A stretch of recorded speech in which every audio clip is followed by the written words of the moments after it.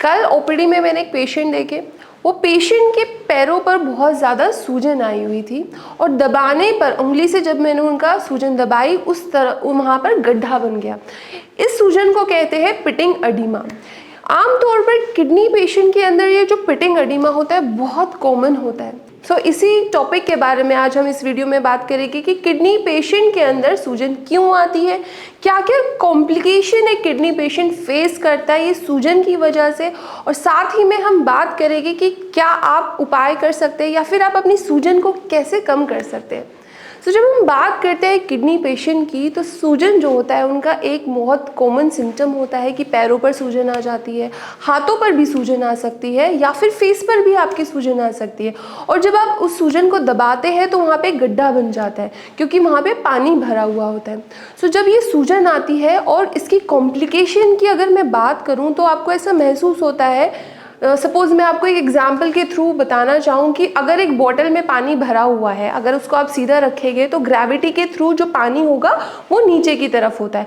अगर आप उसको टेढ़ा कर देते हैं, लेटा देते हैं, तो जो पानी है वो ओवरऑल बॉटल में जाने लगता है। इसी तरह से अगर जब आप चल रहे हैं, जब आप बैठे हैं, तो जो आपकी सूजन है पैरों की तरफ रहती है, बट जब आप सोते हैं या फिर लेटते हैं बिस्तर पे, लाइंग डाउन पोजीशन में होते हैं, तब वो जो पानी है आपका ओवरऑल बॉडी में फ्लो हो जाता है और आपके लंग्स में भी पहुंच जाता है। और इसी वजह से किडनी पेशेंट के अंदर जब वो सोते हैं तो उनको दिक्कत महसूस होती है कि उनको दम घुट रहा होता है। ऐसे आम भाषा में कहते हैं कि ब्रीदिंग डिफ़िकल्टी हो रही है या फिर सांस लेने में उनको दिक्कत हो रही है, सफोकेशन उनको ऐसी महसूस होती है कि सांस नहीं आ रहा, जकड़न हो रही है। ऐसा बहुत कॉमनली मेरे किडनी पेशेंट जब रात में सोते हैं तो ये मुझे कंप्लेन अपनी बताते हैं। ये हुआ कॉम्प्लिकेशन कि अगर आपके पैरों में सूजन आ रही है तो ये कॉम्प्लिकेशन आपको महसूस हो सकती है।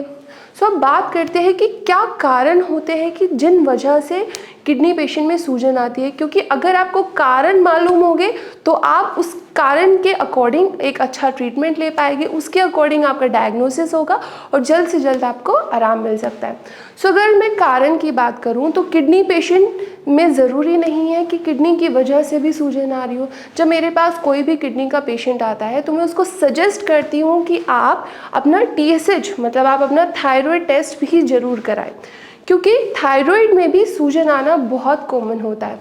और थायराइड में मेन सिम्टम होता है कि आपके फेस पर सूजन आती है, आपकी आंखों के नीचे सूजन आ सकती है, जो आपकी पफीनेस हो जाती है आंखें, उस तरह की सूजन भी आप फेस कर सकते हैं।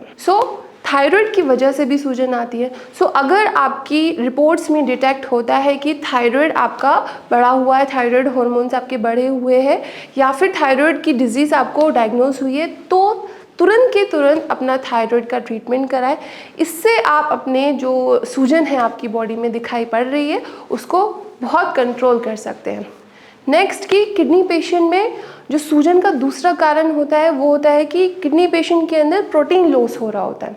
अब जब किडनी पेशेंट के अंदर प्रोटीन लॉस हो रहा है क्योंकि उनकी किडनी अच्छे से वर्क नहीं कर रही है, ग्लोमेरुलाई डैमेज हो चुकी है और किडनी प्रोटीन को बाहर निकाल रही है, तो उनकी जो ब्लड में प्रोटीन का जो टोटल अमाउंट है, लेवल्स, वो कम होने लगते हैं।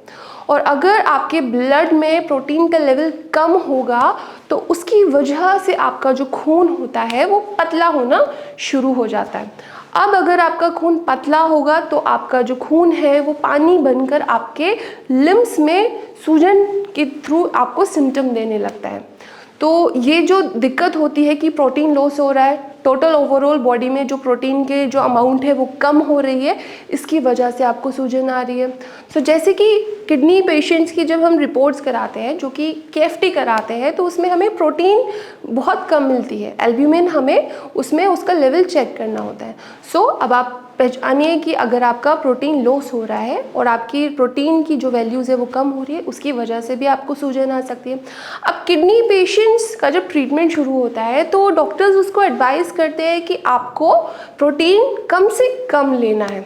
अब यहाँ पे कॉन्ट्रडिक्शन आ जाता है। डॉक्टर्स पेशेंट को एडवाइस करते हैं कि आपको प्रोटीन कम लेना है और प्रोटीन बॉडी के अंदर कम होने की वजह से भी आपको सूजन आती है। तो यहाँ पे आपको बैलेंस करना है, क्योंकि आप अगर प्रोटीन अपनी डाइट में ज़्यादा लेंगे तो आपका क्रिएटिनाइन बढ़ने लगेगा। जैसे ही आप प्रोटीन की जो क्वांटिटी अपनी डाइट में बढ़ाएंगे वो आपकी KFT की रिपोर्ट्स में क्रिएटिनाइन को बढ़ाता हुआ नजर आएगा। इसीलिए आपको एनिमल बेस्ड प्रोटीन बिल्कुल भी नहीं लेनी है। आप अगर अपनी प्रोटीन को बैलेंस करने के लिए मैं आपको एडवाइस करूं तो आपको सिर्फ दालों के थ्रू प्रोटीन का इंटेक करना है।